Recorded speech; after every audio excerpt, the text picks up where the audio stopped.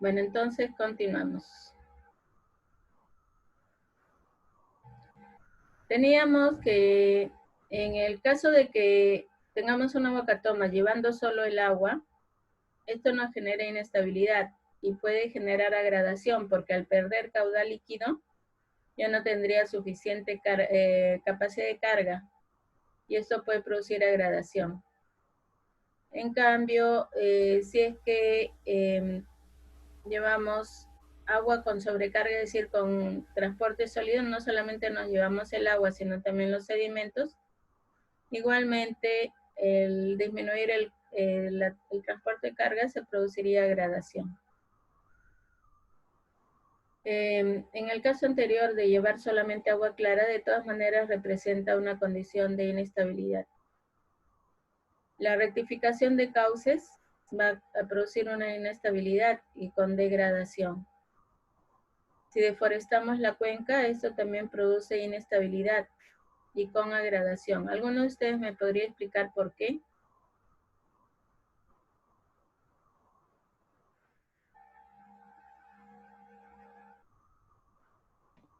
Al inicio nos explicó que el suelo es más dócil o más vulnerable ante las gotas de lluvia porque no hay protección vegetal.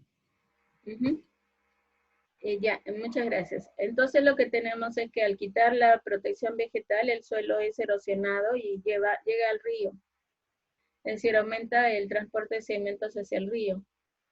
Y esto es lo que produce gradación. Aquí con periodo seco y periodo húmedo no se refiere a los meses de estiaje y de avenidas, sino a temporadas que pueden ser secas, por ejemplo sequía, o temporadas de varios años húmedos. Entonces una temporada seca dice que tiende a la estabilidad, pero puede haber tendencia a la gradación, porque hay poca agua y por tanto los sedimentos se estancan. En el periodo húmedo también hay inestabilidad porque los caudales tienden a aumentar mucho, la capacidad erosiva también, y esto produce degradación. Y esto incrementa el tamaño del lecho, ya lo hemos visto anteriormente. A mayor tamaño del lecho, la capacidad de transporte disminuye y esto produce agradación. Pero dice que cuando el tamaño del material lecho disminuye, no se puede saber si va a haber degradación o no, porque depende de la interacción con el agua, es decir, con las propiedades de velocidad del agua, que tiene que ver más que nada con los esfuerzos de corte críticos que dependen del tamaño del material.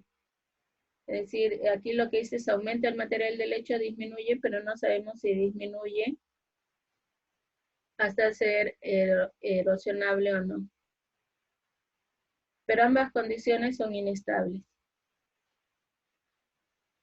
En este gráfico de aquí, lo que se trata de analizar es qué tanto podrían erosionarse las orillas. Digamos que si este es un determinado río, entonces nosotros tenemos que la migración lateral significa que el río comienza a moverse y por lo general ese movimiento se realiza por la parte externa de la curva. De tal manera que ahí se produce una migración lateral y esta migración lateral podría producir un incremento en el ancho del río.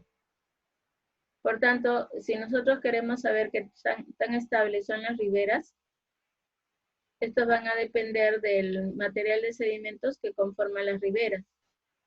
Y a eso se refiere aquí con bancos. Los bancos de sedimentos o las riberas de los sedimentos. Entonces se puede tener riberas inestables con tasas de erosión moderadas o altas, con tasas de erosión bajas o moderadas, o si no, bancos estables con muy baja tasa de erosión. Es decir, digamos que aquí se está diciendo que las orillas serían estables solamente si la erosión es baja. De otro modo, pueden ser inestables, y que incluso podrían ser inestables con erosiones bajas. Bueno, y en este gráfico de aquí, lo que se está relacionando es,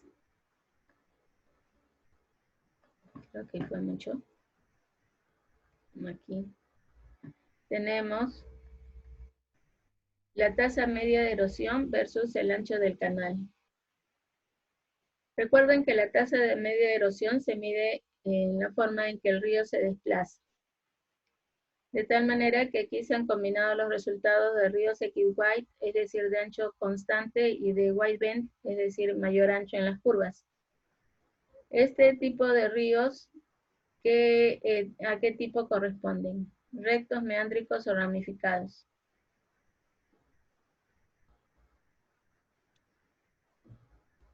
¿Rectos? ¿Mm? ¿Rectos?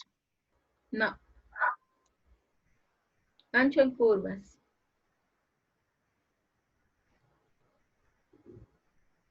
Para ser ancho en curvas tiene que tener curvas. O sea, no puede ser recto. Entonces son Meándrico. meándricos. Estos de igual ancho o mayor ancho en la curva corresponden a ríos meándricos. Mientras que estos braid ya hemos visto que son ramificados. Y estos ramificados nos dicen que pueden tener barras puntuales, es decir, que no es tan notoria la ramificación, o si no ramificados completamente. Entonces aquí tenemos que los ramificados están como triángulos y rombos, y los meándricos como círculos y cuadrados. Entonces aquí tenemos estos círculos y estos cuadrados que nos están indicando estas condiciones para el canal meándrico, que se tienen incluso hasta anchos muy grandes. Y los canales ramificados que están con estos triangulitos y con estos rombos. Nosotros estamos viendo aquí que la tasa media de erosión para un ancho de 400 metros, qué chueco que salió esto. Un ancho de 400 metros aproximadamente, en esta vertical tenemos dos meándricos y tenemos dos ramificados. Y sin embargo los ramificados tienen menor tasa de erosión que los meándricos. ¿Cómo explican ustedes eso? En este caso, para este que tiene aproximadamente 400 metros de ancho, estos de acá corresponden a ramificados y estos corresponden a meándricos. Entonces les pregunto cómo explican ustedes que tengan esa condición en la cual los meándricos tienen mayor tasa de erosión que los ramificados.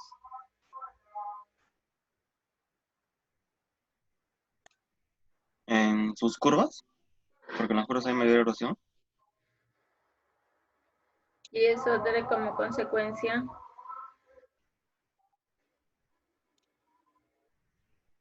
Meandros. migración. Ah, Es decir, si bien tenemos que la migración nos indica cómo se mueve el eje. O sea, podríamos decir que el movimiento de este río meándrico es mayor que el movimiento de un río ramificado, por más de que el río ramificado es más inestable. Por la migración que se produce, la migración lateral que se produce. Aquí estoy viendo este ejemplo que es de la tesis del señor Solórzano del río Tahuamano. Él había medido a lo largo de este tramo tasas de migración que variaban desde 0 hasta más de 25 metros por año. Y podemos ver aquí por el color que predomina que en realidad las tasas de migración en el periodo del 2009 al 2011 son mayores a 10 metros por año. Y en la diapositiva siguiente, en las cercanías del puente, había medido tasa de migración de 7 metros por año y 14 metros por año en promedio, pero incluso había llegado hasta 22 metros por año en la misma cercanía del puente que es esta. Y el ancho del río es de 160 metros. Entonces vamos a comparar esto con el gráfico que estábamos viendo.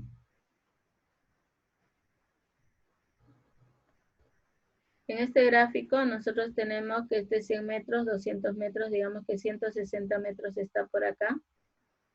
Y según esto correspondería a una tasa de migración de 1 metro por año. Sin embargo, tenemos que este río tiene más de 20 metros. Incluso lo más común en el tramo es de 10 metros a más. Con lo cual concluimos que en realidad este gráfico puede ser referencial, pero puede estar bastante alejado de la realidad.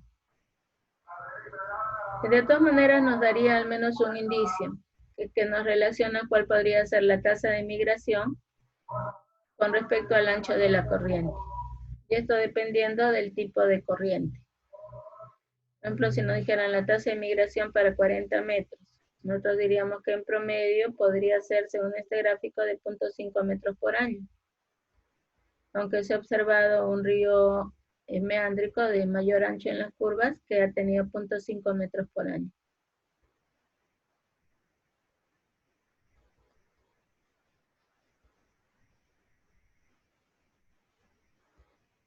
Aquí nos ponen también como ejemplo el caso de la relocalización de un canal. En esto ya hemos conversado anteriormente. Nosotros tenemos que el río es un río meándrico y se quiere cruzar una carretera aquí. ¿Creen ustedes que este es un buen sitio para cruzar? No, ingeniero. Ya. ¿Qué hubiera sido lo mejor? Que crucemos por el tramo medio entre curvas. Bueno, en este caso parece que estamos muy alejados. En todo caso, pasarnos más para el lado de acá. Es decir, que pensándolo bien, por más que salga un poco más caro, es preferible cambiar a la carretera que cambiar al río. Sin embargo, las propuestas que están mencionando aquí, lo que indican es que cambiemos al río. Entonces tenemos dos propuestas que son diferentes. En esta propuesta B decimos que como el río la carretera va a cruzar aquí, entonces encaucemos el río de tal manera de que sea perpendicular a la carretera. Y entonces al hacerlo perpendicular a la carretera, nosotros nos aseguramos de que no haya problemas con el puente. Sin embargo, ya les he dicho que esto es como coger una serpiente por un lado. Igual la serpiente va a comenzar a moverse tanto por la cola como por la cabeza. Bueno, pero entonces lo que aquí dice es que se cambie la sinuosidad del tramo. Si el tramo inicialmente tenía una longitud de curva 1 y al rectificarlo vamos a disminuir a una longitud de curva 2, entonces lo que quieren plantear aquí es cómo debería hacerse el cambio para que no afecte mucho al río. Ahora, ese término de mucho es relativo. Nosotros podríamos pensar que esta longitud en la cual vamos a hacer una variante del río, un cambio del río, podría ser de 1 kilómetro. Y 1 kilómetro nos puede parecer mucho a nosotros. Pero sin embargo, los cambios que establecemos en una determinada sección podrían extenderse varios kilómetros, a veces hasta cientos de kilómetros. Por más entonces de que en este capítulo se hable de este tipo de recomendación, lo más adecuado se ha demostrado es que más bien cambiemos la carretera antes que cambiar el río. Bueno, entonces este es un ejemplo. El otro ejemplo es que la carretera está pasando aquí. Si se produce migración lateral del meandro, puede suceder de que llegue a afectar a la carretera. Entonces, para evitar eso, lo que queremos es alejar al río de la carretera. Y nuevamente, en lugar de mover la carretera, lo que se quiere es mover al río. Y para mover al río, entonces se plantea un alineamiento así. Esta parte ploma, que sería el nuevo alineamiento. Pero al tener menos sinuosidad, representa menor longitud de curva. Entonces, inicialmente teníamos una longitud de curva 1, y aquí tenemos una longitud de curva 2. Con lo cual, resulta que lo que se plantea en todo este escrito es que nosotros podemos lograr una estabilidad del río al realizar estos cambios en ese tramo, de tal manera de conseguir de que estas sinuosidades se mantengan constantes. No constante la sinuosidad, sino el producto, tal como se indica en esta ecuación. Más grande mejor. Aquí dice que el producto de la sinuosidad 1 por la pendiente 1 debe ser igual a la sinuosidad 2 por la pendiente 2. Entonces, según lo que se expresa aquí, si nosotros logramos conseguir de que las sinuosidades cambien de tal manera de que el producto de sinuosidad por pendiente se mantenga constante, entonces podría esperarse de que las condiciones no afecten mayormente al río. Si nosotros hiciéramos los cambios sin tener en cuenta esta condición, las consecuencias en el río podrían ser mucho mayores. Podríamos considerar entonces como una primera recomendación a tomar en cuenta esta. Pero como insisto, es preferible que en lugar de cambiar al río, se cambie a la carretera. Y se trate de encontrar soluciones que sean menos, digamos, menos drásticas para el río.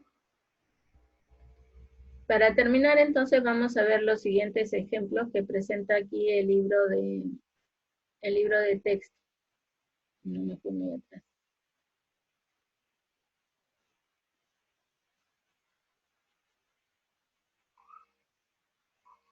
Recuerden que casi todo el contenido que está en este capítulo de morfología fluvial proviene de este texto.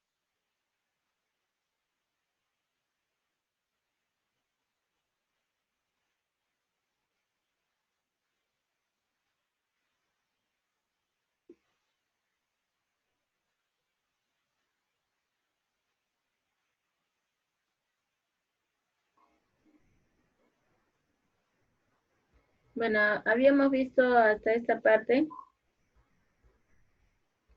que nos hablaba de la tasa de migración de un canal.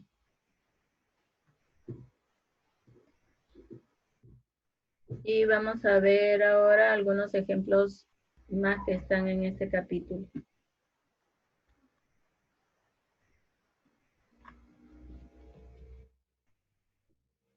Aquí nos indican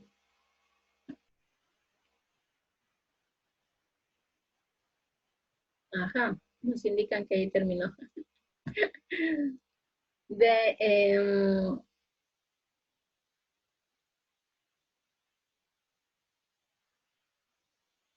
Aquí en este problema, dice, en una estación de A y la geometría de aguas abajo. Esto ya lo habíamos visto pues el día de ayer. Después aquí tenemos el mismo problema en inglés. En unidades inglesas me refiero. Aquí está distribución de sedimentos aguas abajo. Problema 7.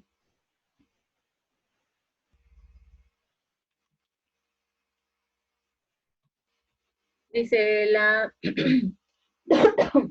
el tamaño de sedimentos en esta estación está en la siguiente tabla.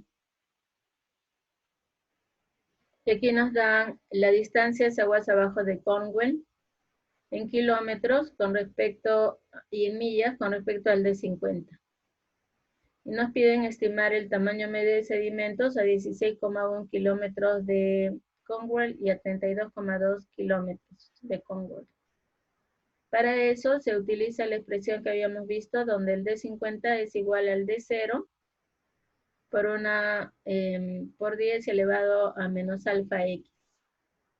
Entonces aquí se está considerando un alfa de 0.062 para unidad del sistema internacional y tomando el D0 que corresponde al D50 en Cornwall, que es el 0, se puede estimar el D50 aguas abajo para las dos distancias que se indican, donde resulta que si en el 0 es 28 milímetros, a las distancias de 16.1 y 32,2 kilómetros, se tienen 1,34 milímetros y 0.064 milímetros.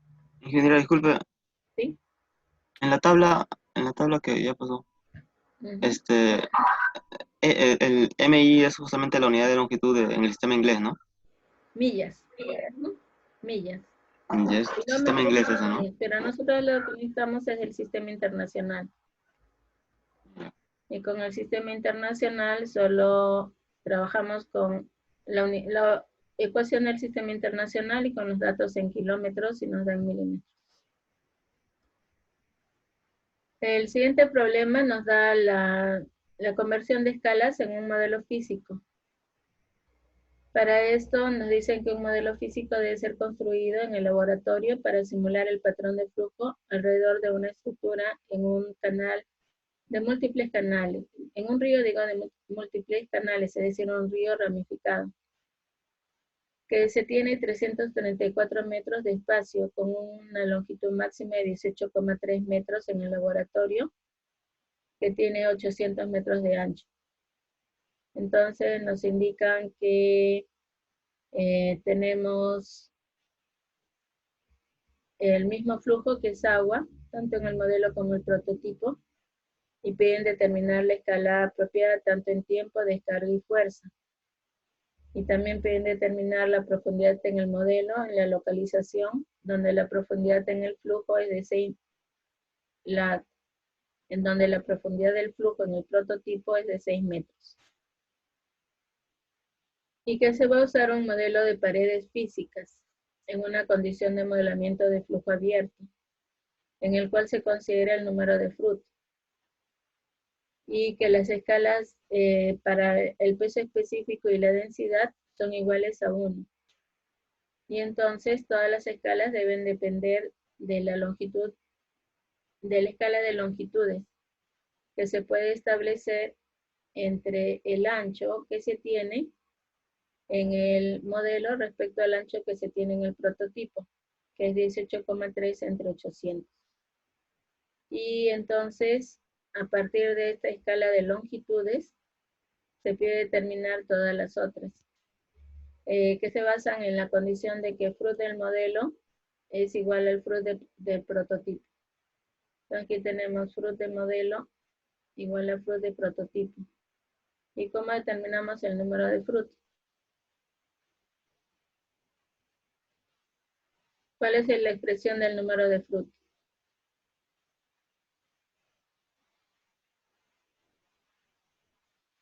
B entre raíz de GL. De aquí entonces es que nosotros podríamos decir que B del modelo, L del modelo, es igual al B de prototipo, L de prototipo, ya que los G también van a ser iguales. Y de ahí es que se pueden encontrar estas expresiones que se están poniendo en este ejemplo. Y está el mismo problema en unidad del sistema inglés. Y ahí terminan los problemas. ¿Tienen algo? Con lo cual estaríamos terminando el capítulo de morfología fluvial. ¿Tienen alguna pregunta?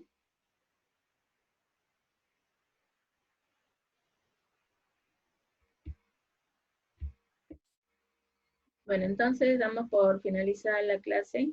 Muchas gracias, ya nos vemos. Me había olvidado. Dice que el aula virtual de la uni está fallando. Así que lo que nos han recomendado es que pasemos las evaluaciones al aula virtual de la FIC. Entonces, en la tarde voy a cambiar el buzón para que ustedes entreguen la práctica. Ya no va a ser en el de la uni, sino en el de la FIC. ¿Ya está claro eso? Sí, genial. Ya, muchas gracias. Gracias, entonces, hasta mañana.